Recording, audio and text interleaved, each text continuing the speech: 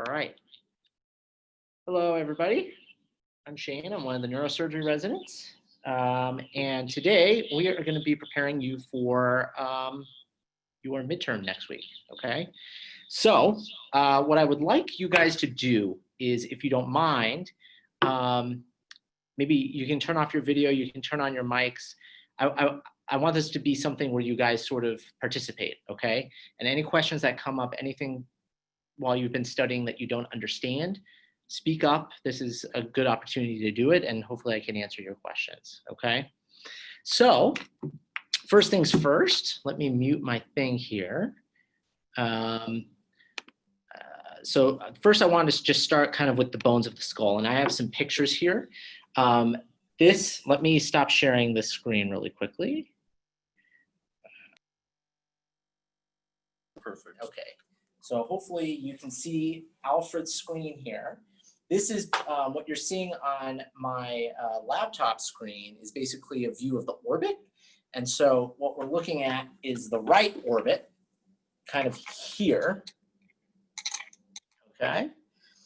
And let me now go to unmute this so that hopefully you guys are now seeing slide 18, which is a picture of a real human skull, which has all the details that hopefully kind of help clarify some of the things that you've been learning about. So the orbit is made up of a whole bunch of different bones, as you've been learning. This top one here is the frontal bone. This is the ethmoid bone, okay? And if you're looking on Alfred's thing, that's right here. Right there. Okay, so ethmoid and frontal. And then you have the maxilla right here, okay, and the zygoma. And then hard to see on this, but you see all this stuff right here. Sorry, I'm kind of looking at two screens. Right here, this is all the sphenoid, okay? So most medially, you have the body, okay? And then the lesser wing is up here, all right? And then this hole here between what would be the greater wing of the sphenoid and the lesser wing of the sphenoid is the superior orbital fissure, okay? So if I were to show you that on this is the superior orbital fissure between the greater wing of the sphenoid and the maxillary bone, okay? Or excuse me, and the lesser wing of the sphenoid, okay? Now these things are also named, which is probably a little bit more information than you need to know. But there's also an anterior and a posterior ethmoidal foramen, and the anterior and posterior ethmoidal nerves go through there, as well as the arteries. And then of course, on the outside here, you have, here, let me silence this.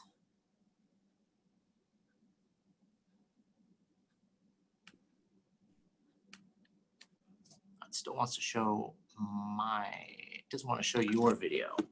That's fine. If people pin it, I think they will see it. If people pin the video, that right? video? They will see it even if you're talking. Okay, so maybe pin Alfred's screen right now, just so you can see what we're talking about. Just like a right click thing. Okay, got it. So this here is the lacrimal bone.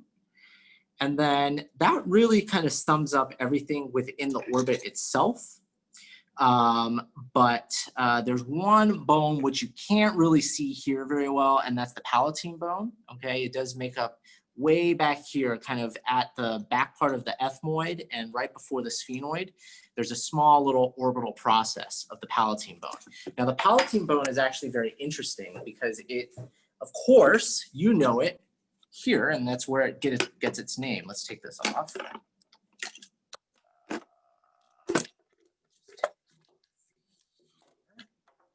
You know it, of course, here from the bottom of the skull. It forms the hard palate, right? The palatine bone.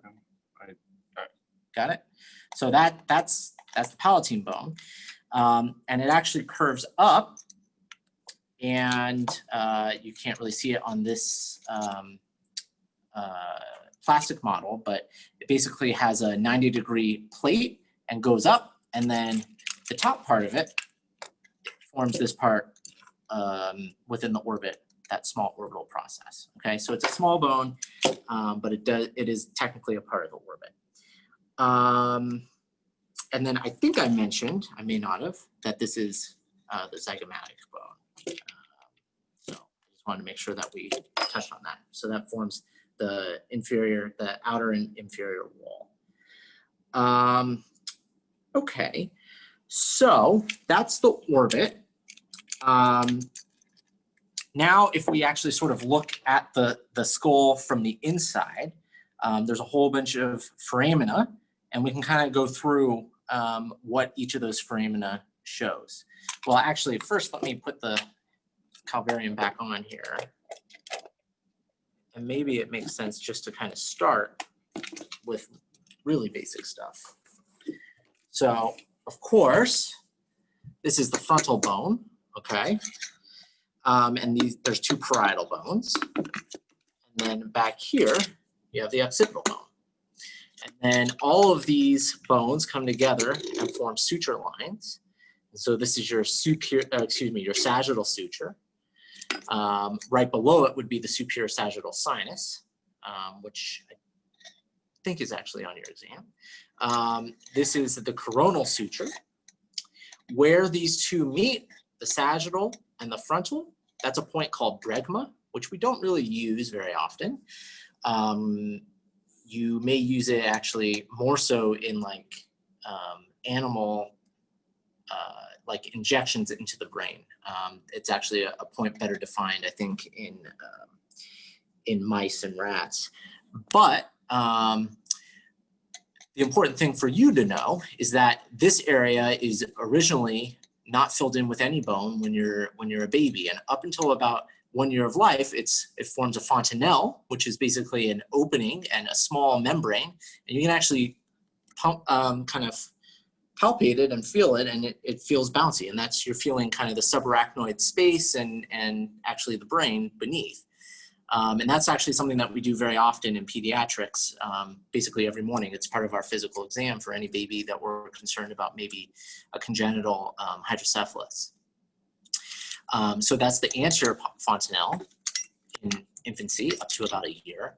And then there's also a posterior one, okay? The junction of these, okay, these sutures, this is called lambda, okay? This is the lambdoid suture, and this is the sagittal suture, okay? So that point is called lambda, or, you know, before it's filled in as an infant, that's the posterior fontanelle. That closes earlier than the anterior fontanelle, generally. Coming over here, we see the temporal bone, okay? And this is the squamous portion of the temporal bone, so that's very thin, all right? And it's kind of the lateral wall of the calvarium. And then on the inside, we'll see like the petrous portion. And then there's also obviously this here, this is the mastoid process, which is part of the temporal bone. And here we have the greater wing of the sphenoid again, okay? We saw it on the inside here. Now we're seeing it on the outside, okay? This structure, this confluence of all these sutures here, this is called pterion. That's an important landmark that we use clinically for, well, the name comes, obviously it's the name that we use in a pterional craniotomy, because we cut through all these bones when we do that type of craniotomy, but also because this is a very thin part of bone, and any blow to this region can potentially cause a fracture. And if we see a fracture, then sometimes the artery which travels within the bone, the middle meningeal artery, could potentially be avulsed and bleed, and that can cause an epidural hematoma. So that's an important clinical correlate for that. This, of course, is the zygomatic arch here. And then coming over here, this is, in terms of like holes, this is the external auditory canal, okay, or EAC.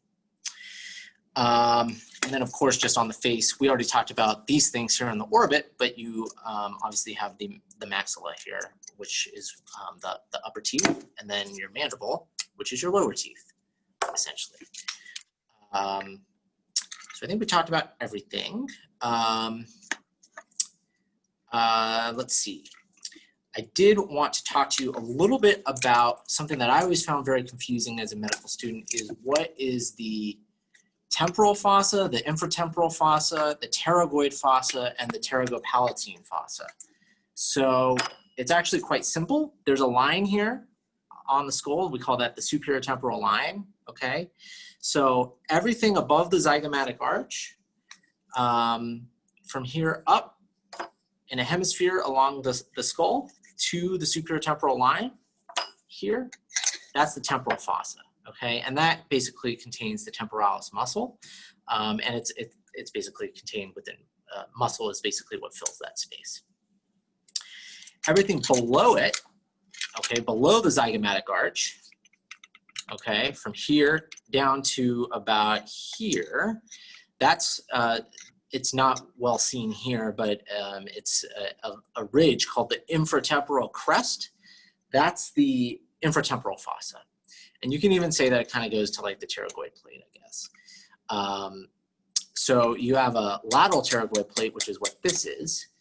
The thing that always confused me is what's the pterygoid fossa? So the pterygoid fossa is the space between the medial and lateral pterygoid plates, so right here. That's basically filled with muscle as well.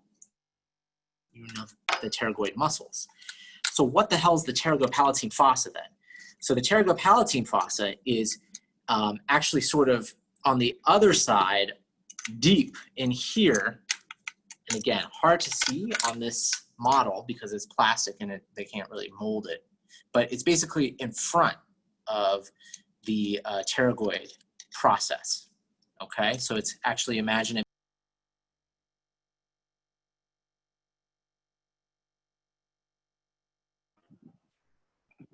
I think we lost the image.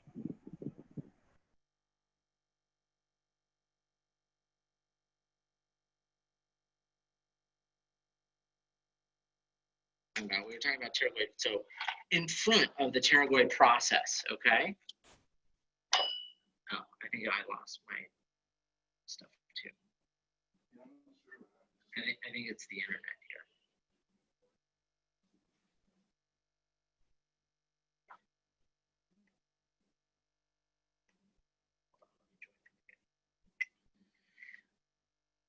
Okay. Are you on?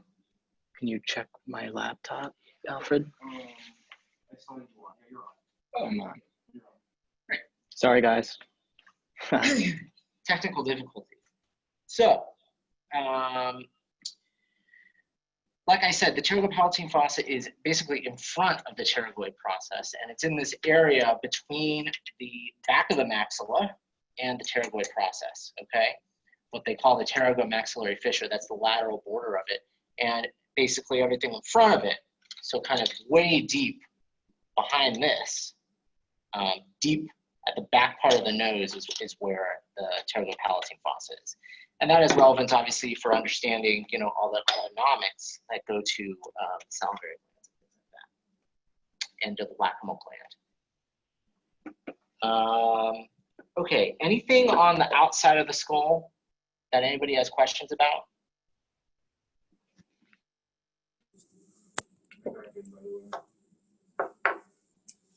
Okay, so we'll keep moving on. So now let's look at the bottom of the skull, and then we'll look at the inside of the skull, and we'll look at the foramina, and we'll talk about the things that go through all of those holes, okay? So just for orientation, we're looking at the, right now, the inside of the skull. This is the frontal bone again. This is the lesser wing of the sphenoid bone. This is the greater wing of the sphenoid, okay? And you see these lines here. These are the grooves that are basically, it's impressions within the bone where the middle meningeal artery runs and its branches run, okay? This is the squamous portion of the temporal bone. This is the petrous portion of the temporal bone. There's some different areas that but these different areas along the temporal bone have names as well. And then, of course, this is the parietal bone, partially cut. And then the occipital bone, which is actually a very interesting bone. The occipital bone, you can see it from the inside. You see all these grooves for the transverse sinus here and here. The sigmoid sinus here and here, leading into the jugular bulb, okay? And in here is where you have your cerebellum. But the occipital bone actually, it's got this hole in it, and this is the foramen magnum, and it actually encircles, the bone actually encircles that area, and this is technically occipital bone as well. This is called the clivus, okay? Actually it's quite kind of complicated. And then this we're seeing from the top is the ethmoid bone. We didn't really see it. We didn't talk too much about the bones inside of the nose because they're not really well casted in this model. But you obviously have a middle and an inferior conchal bone. And then you have your ethmoid bone as well, which has ethmoid air cells and has this cool little thing called the crista galli. That's where the falx cerebri, which goes between the two hemispheres of the brain, it's a dural reflection. It inserts right there. Does anybody know what that hole is? May not have come up. That's called foramen cecum, okay? That is basically the tip. There's a communicating vein that goes through there. It is basically in communication with the superior sagittal sinus, okay? So that's kind of where that hole goes right there. Let's see. And then you see the cribriform plate here with all these little dots.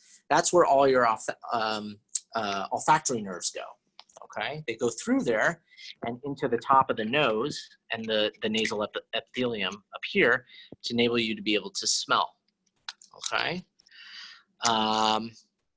Now, let's talk about some meat and potatoes here. This is your optic canal, and it obviously is going into the orbit. I'll put this probe through here so you can see where it's coming out. You see there's a piece of bone, the part of the lesser wing of the sphenoid bone that forms the canal, okay? And that is, we call it the optic strut. I don't think you need to know that for your exam, but the important point to highlight here is that the optic nerve and the ophthalmic artery both come through this foramen, and the other contents of the superior orbital fissure do not go through it, okay? So it's really just two things that go through there. It is separate from the superior orbital fissure, which is here, okay? And that piece of bone that separates the two is called the optic strut. So that's that. This is only interesting for those of you going into neurosurgery, I think. This is called the planum sphenoidale, which is a part of the sphenoid bone. This is called the anterior limbus of the chiasmatic sulcus. This right here is the chiasmatic sulcus, obviously the optic chiasm, which is obviously the two optic nerves are coming out here, and then they fuse together to form the optic chiasm. So the optic chiasm rests right here. This right here, this is called the tuberculum sella, and this right here is called the dorsum sella. All of these things sort of together form the sella turcica, or Turkish saddle. And then here is your hypophyseal fossa, which is where the pituitary gland sits. So that is kind of our midline holes and depressions. Now, if we sort of look, that's a pretty good view. If we look here, that's the superior orbital fissure right there, okay? Kind of hard to see because of this ridge of bone here, but that's superior orbital fissure. And all of the nerves that go to your extraocular muscles go through there, okay? So let me just pull up a little diagram which shows it well. Here we go. So I'm going to share my screen here. And, oh, I'm not on Zoom anymore. That's no big deal. All right, so then we'll just talk about it. So the nerves that go through here are 3, 4, 6, and V1, okay? So 3, 4, 6, and V1, or 5, 3, 4, 6, 5, 3, 4, 5, 6, however you want to think about it. Those are, what do they do? Maybe we can just draw it on the board. So if you have a oculomotor nerve palsy, which is cranial nerve 3. We should have checked this. That's fine. Cranial nerve 3, which on your exams, I guess you have to write like this, otherwise they won't give you points. If you have a cranial nerve 3 palsy, the eye assumes a down and out position. Okay, so down and out, and then the pupil usually gets big. Okay, so that's a very terrible drawing, but I think it communicates the point that the eye is down and out. This is the right eye, obviously. If you have a trochlear nerve palsy or cranial nerve 4, what happens is the eyes, now you're getting sort of a horizontal or vertical diplopia. And it's most noticeable when you have the patient look to the right. This is the right eye. So when you have them look medially in the eye that's affected, and when you have them look down, okay? And what will happen is the trochlear nerve inserts on the back of the eye. Here's our trochlea. We're looking at the eye from behind. This is the trochlea on the medial side of the orbit. And this is the right eye.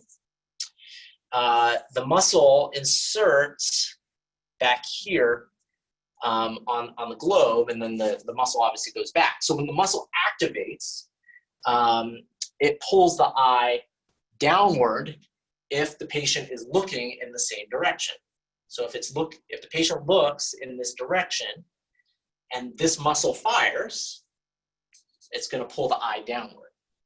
If the patient is looking just in primary gaze, okay, then what's going to happen is when this muscle fires, it's going to twist the eye like that. And that's called intorsion, okay?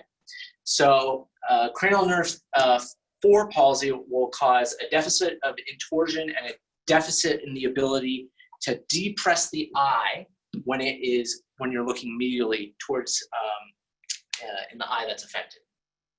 And that will cause a vertical diplopia, meaning the images are either horizontally stacked and double or vertically stacked and double.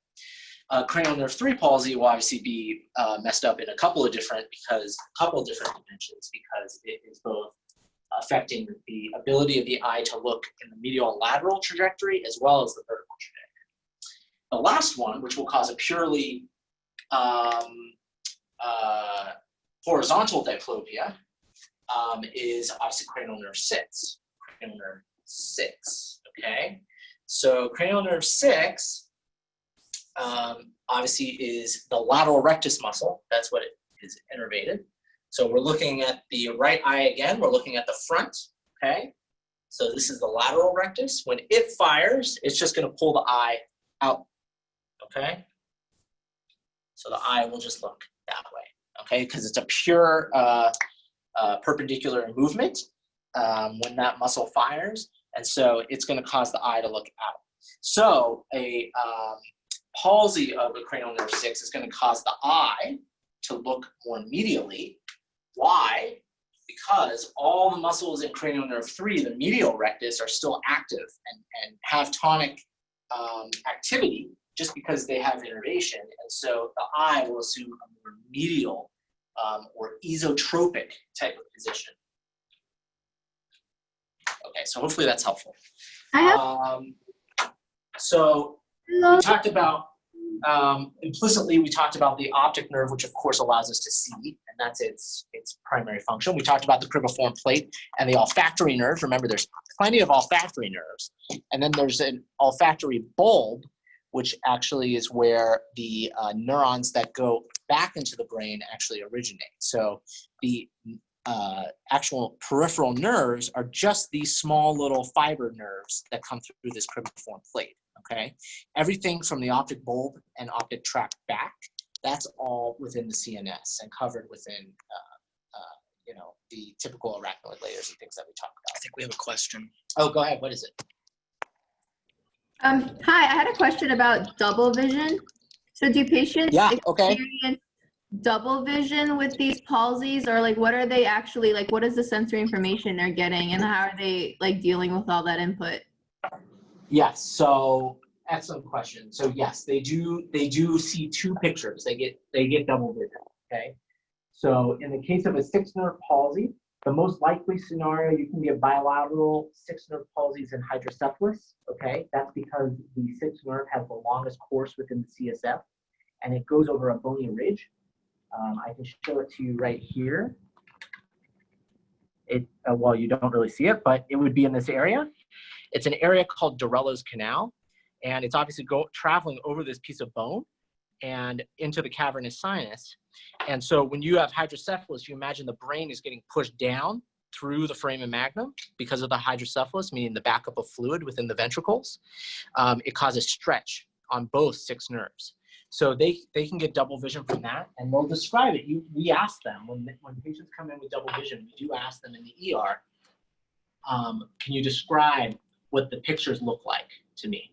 And the best descriptions would be either horizontal diplopia, meaning the two are right next to each other, okay, and there's clearly two images, and that would tell me that there's a sixth nerve palsy, an isolated sixth nerve palsy, most likely.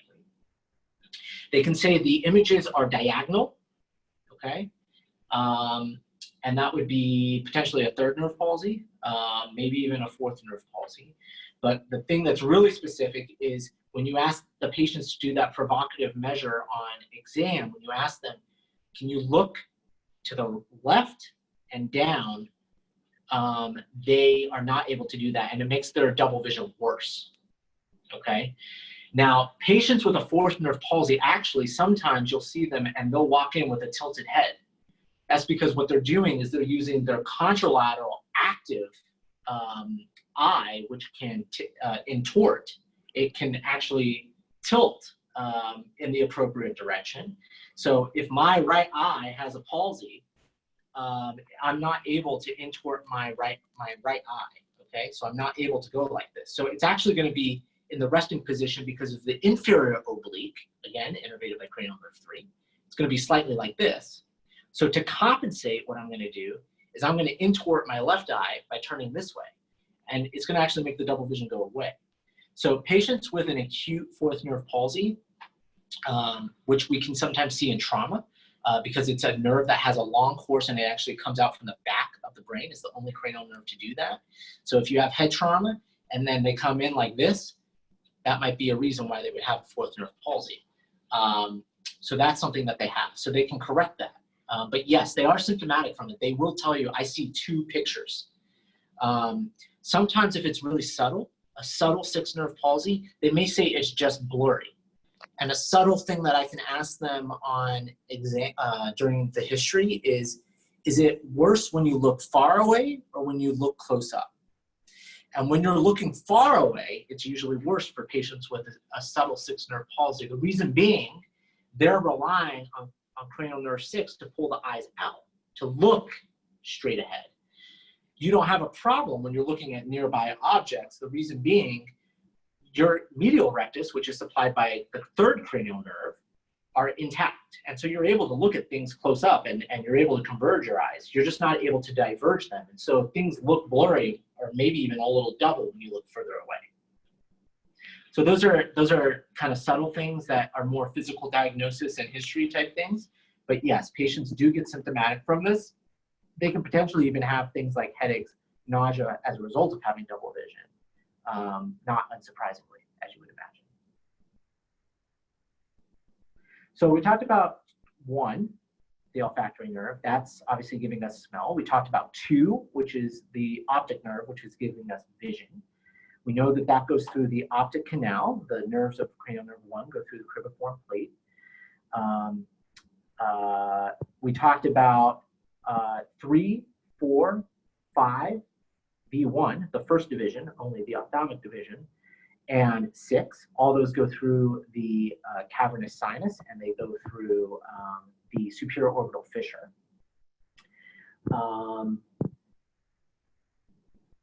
I didn't really talk specifically about what muscles are innervated by what nerves, so we touched on it a little bit. The ones that are cool are 4 and 6, but 3 basically innervates everything else. So that's going to be your superior palpebral muscle, the tarsal muscle gets sympathetic innervation. That if it's impaired will give you a Horner syndrome. The superior oblique, the medial oblique, the inferior oblique, and the rectus. So superior rectus, the medial rectus, the inferior rectus, and the inferior oblique, as well as the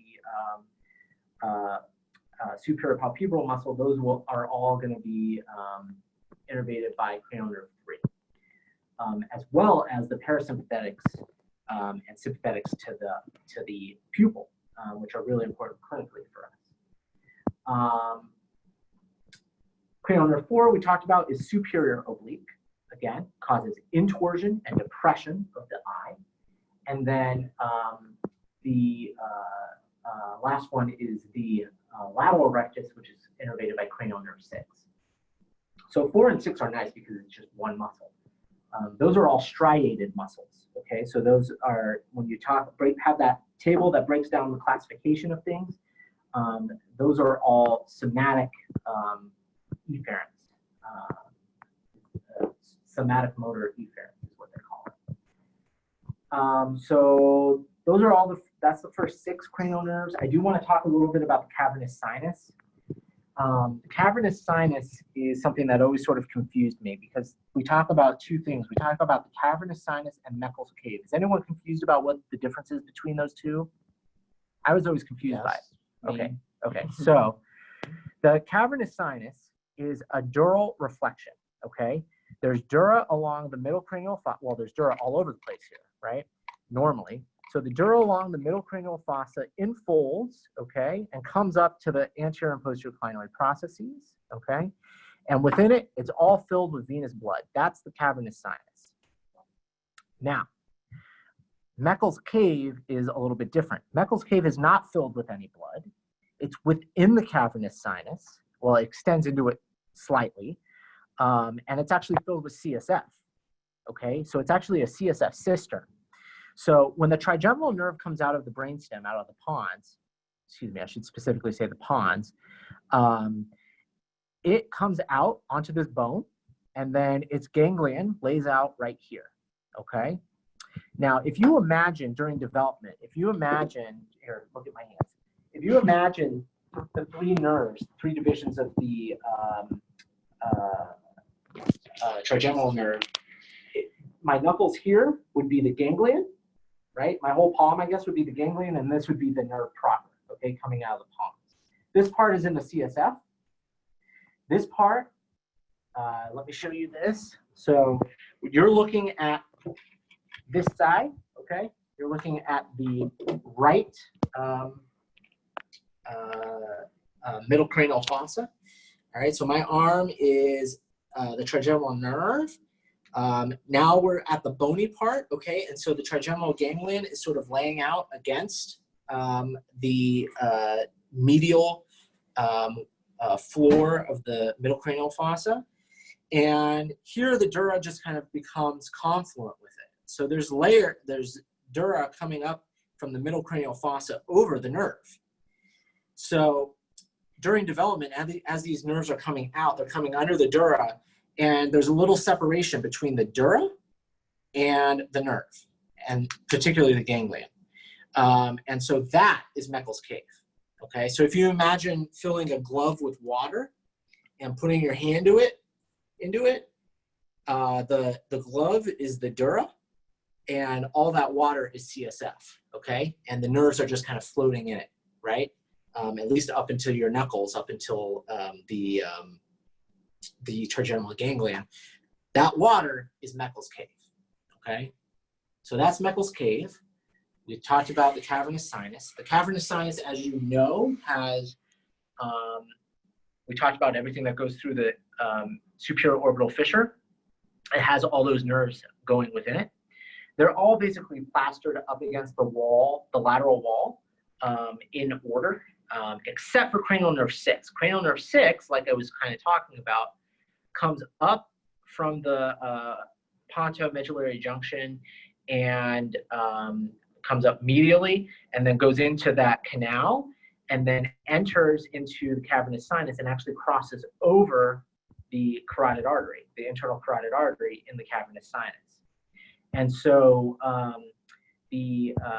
that nerve is actually sometimes frequently affected by aneurysms in that area, because as you could imagine, it's going right over the carotid artery. So it's kind of the most likely to be affected by certain cavernous sinus, cavernous ICA aneurysm. Okay, so now we're going to work a little bit further out. One nerve is a little bit involved in the cavernous sinus, and that's V2. Okay, the maxillary division, but it's only in the kind of the posterior part of it, the posterior lateral corner. It doesn't actually travel through the cavernous sinus like all the other things that we talked about, all the other nerves so far. Where it goes is it goes out foramen rotundum. Okay, so V2 goes out rotundum, V1 goes out the superior orbital fissure, V3, which is not at all involved in the cavernous sinus, it just lays out along the floor of the middle cranial fossa and is covered by dura. That goes out foramen ovale. Okay, and then right here we see the foramen lacerum. Okay, now something that's kind of interesting is there's a nerve that comes along here off of the facial nerve, and it actually goes at the border of foramen lacerum through a tunnel. Okay, a medial tunnel. That's what the Vidian canal is basically. So as you know, there's sympathetics. All the sympathetics, they like to follow the blood vessels. So the cavernous, or rather I should say the lacerum segment of the internal carotid artery is like right here. And then it's going to form the cavernous segment and come up into the clinoidal and ophthalmic segments. This is called the carotid groove, by the way. It's just the depression in the bone, which you can actually see surgically from inside the nose when you go in and do a transsphenoidal surgery. You can actually see the carotid groove, which is kind of neat. Sorry.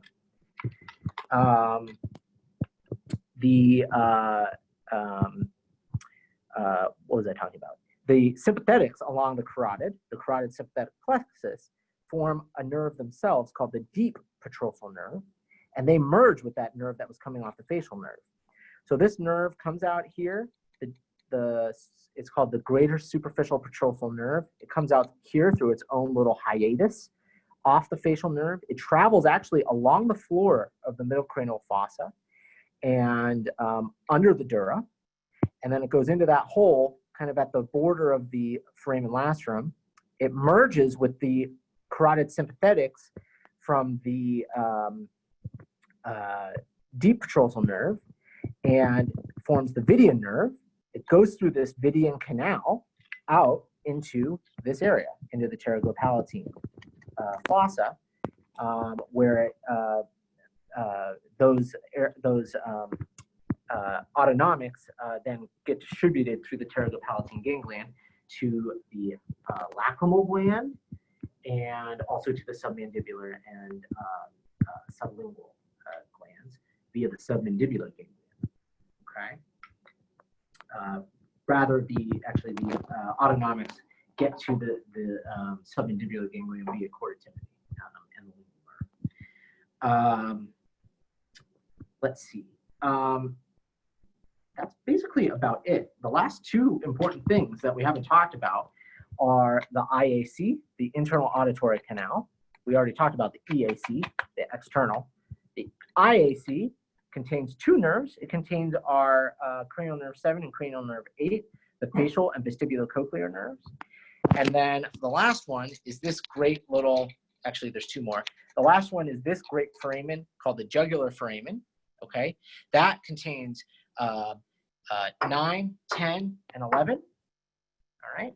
As well as the internal jugular vein, okay? And which is drained into by the sigmoid sinus. And then the last one is this one. You see that? Maybe. that is the hypoglossal canal. And the hypoglossal canal obviously transmits the hypoglossal nerve, which innervates the tongue and innervates only half of the tongue. If you have a hypoglossal nerve injury, what happens is because of the orientation of the fibers within the tongue, actually the tongue will deviate towards the side of the lesion, okay? Because there is basically unopposed contraction of half the tongue. Where are we at for time? Okay, we have 15 minutes. All right, so we talked about all that stuff. We can go over it again, just for repetition's sake, from the bottom of the skull, because I think that's the view that you should know. Otherwise, any other questions about things that are coming up? I have a question. Yeah. Excuse me. In anatomy, they mentioned that mastoiditis, when you have a middle ear infection, it can spread to the mastoid air cells. And they said that it can be really deadly, I think, because it ruptures the bony plate on top of the mastoid air cells. I was wondering if you can touch on that a little bit and kind of the role that it plays in, like, neurosurgery too. Okay, yeah, so great question. So remember I said there were a bunch of parts of this bone, this petrous temporal bone, that are a little, I thought were maybe a little above your pay grade. I guess they're not. So there's a very thin piece of bone here, most laterally, called the tegmen, all right, Tegmen. It's very, very thin, and that is the superior wall of the mastoid air cells, okay? So it forms the roof. Now, there's a lot of interesting pathologies that we do co-surgery with ENT actually on. You can get erosion through this through cancer. You can get erosion through it through infection, okay? And if that were to happen, you could potentially get meningitis, right? And then you could potentially also just get erosion through pressure or just anatomical deficiency and weakness of that bone and thinness of the bone. So some people can get a really interesting syndrome where they get CSF that goes into this area. They would get a CSF leak, 1. There's a risk of meningitis, 2.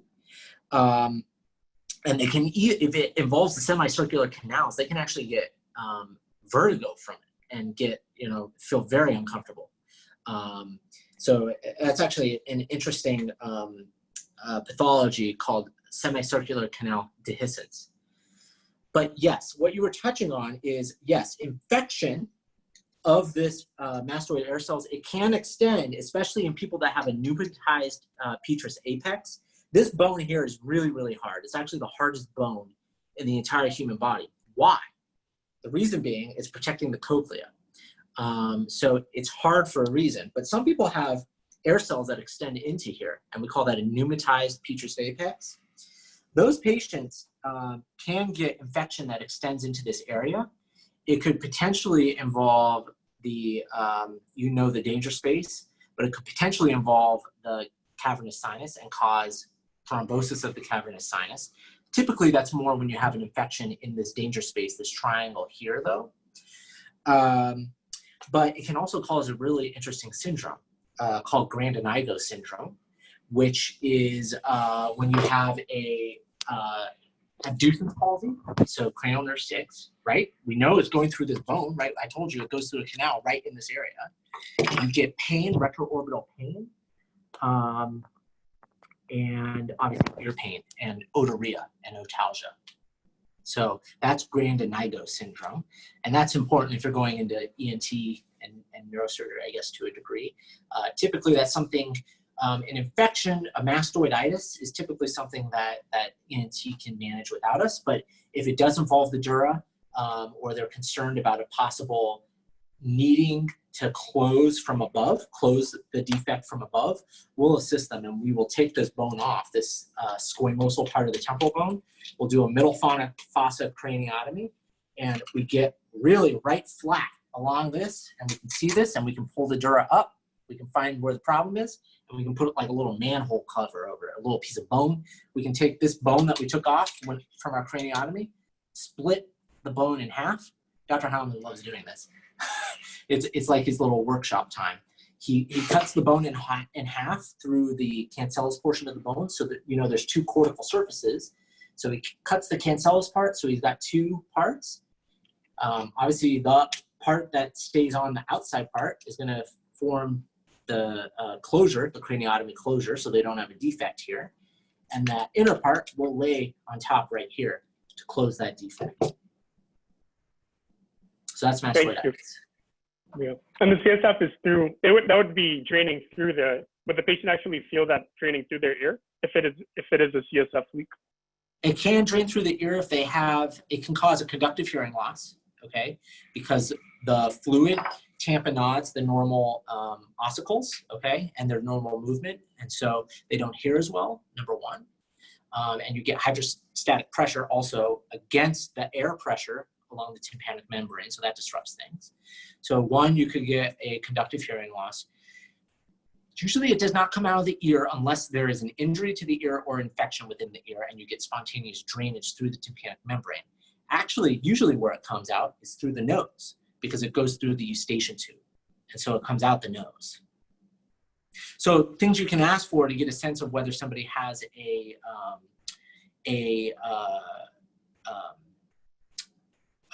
CSF leak is you can ask them, do you have like a metallic taste in your mouth? That's classically how patients describe a CSF leak. Thank you. Yeah. Okay, I think we're good. So now, the last thing I want to do is just cover some of these foramen from below, just because it's just a different view. I want to make sure that you've been able to see it. So I'm going to stick my probe. Oh, sorry. I'm going to stick my probe through the jugular foramen. Okay, so that's the jugular foramen.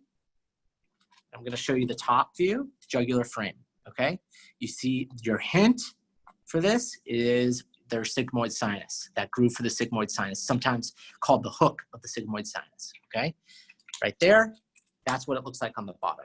You can see this jugular bulb here, this kind of opening here. The hypoglossal canal is right here. It allows the hypoglossal nerve to come out and go towards the tongue. Okay, so at the anterior part of the occipital condyle, this bone here, you can see it from above, like that. Hypoglossal canal, cranial nerve 12. Going back, jugular foramen, okay? Cranial nerves 9, 10, and 11, okay? Oh, we didn't really talk about, sorry. So we got to talk about glossopharyngeal nerve. Glossopharyngeal nerve basically is, allows you to have sensation and provides movement of a particular muscle. Does anybody know the muscle? Stylopharyngeal. Very good, yeah. So one muscle, stylopharyngeus. And otherwise it's mostly sensory and has some autonomics, okay? And its autonomics go to the otic ganglion, okay? And that is what gives secretion of saliva from the parotid gland, okay? Cranial nerve 10 is obviously mostly your visceromotor afferent or efferents to all the nerves in the chest, abdomen, okay, and thorax. So it'll slow your heart rate. It will, you know, increase gastric secretions and increase the peristalsis. You know, the rest and digest. It increases your peristalsis within the you know what I'm trying to say, within the gut. And then cranial nerve 11 goes to trapezius and goes to the sternocleidomastoid. And that allows you to turn your head and obviously shrug your shoulders. So jugular foramen, hypoglossal canal, carotid canal is right here. Okay, we kind of saw it from the top above. It makes a complicated turn. It goes in here, travels this way, and then you get to lacerum. Okay, so that's how you know that that's lacerum right there. All right. If I were looking for the hole to the Vidian canal, it'd be approximately right here. on the back of the sphenoid bone, the back of the body of the sphenoid and palatine bones here, okay? And then looking at the other things that we've got, so we talked about carotid canal, foramen lacerum. We've got our foramen ovale here. Foramen rotundum is easier to see on the inside. I don't see it actually on this model from the outside. So there's rotundum. V2 goes through there. V3 goes through ovale. That's it on the inside surface. And then we already talked about the superior orbital fissure, which we see on the outside here. All right, superior orbital fissure. And then, of course, our optic nerve goes through there, through the optic canal, as well as our ophthalmic artery, okay? All right. So I think that's a decent review. Hopefully there was enough repetition and some clinical correlates that were interesting for you. We kind of put this, Calvin and Alfred and I kind of put this together, and the whole AANS group put this together relatively quickly because I didn't realize that you guys have this now in the beginning of the year. So we can absolutely do more of these if you guys found it useful. And we're always here to answer any questions, anybody in neurosurgery or neurology. And we enjoy teaching, so we hope you'll rotate with us. All right. Well, one second, you can try. Yeah, any other questions? Oh, you said thank you so much. It's helpful. Okay, good. Thank Good. you. Question? All right, I think we have our thing soon. So if there's any other questions, feel free to stay on and ask any questions, but I think we have to go in a couple of minutes. Here's one question, Shane. Sue has a question? Yeah, Ye- go ahead. What's that? Yeah, go ahead.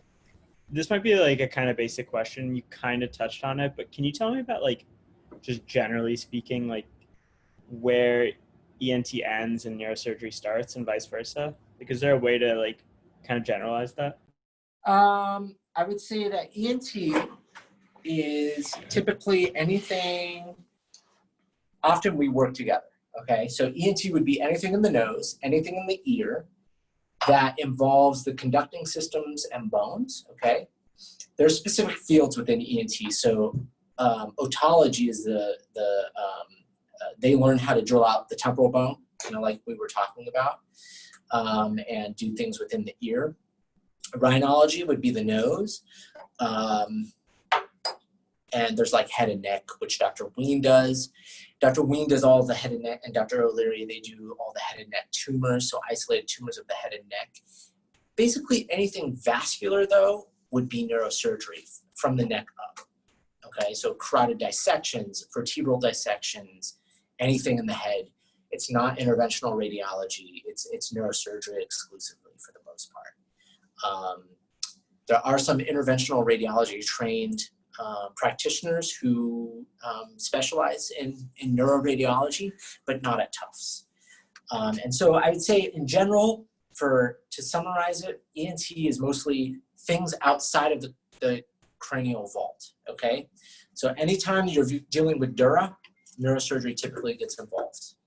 And anything that goes through the outside of the skull and exposes the brain through the dura, even if you're not exposing the brain and opening the dura, but if you're just elevating the dura, typically we're involved. I would say anything in the neurocranium, which is on one of your slides. Anything on the neurocranium. The visceral cranium would be ENT.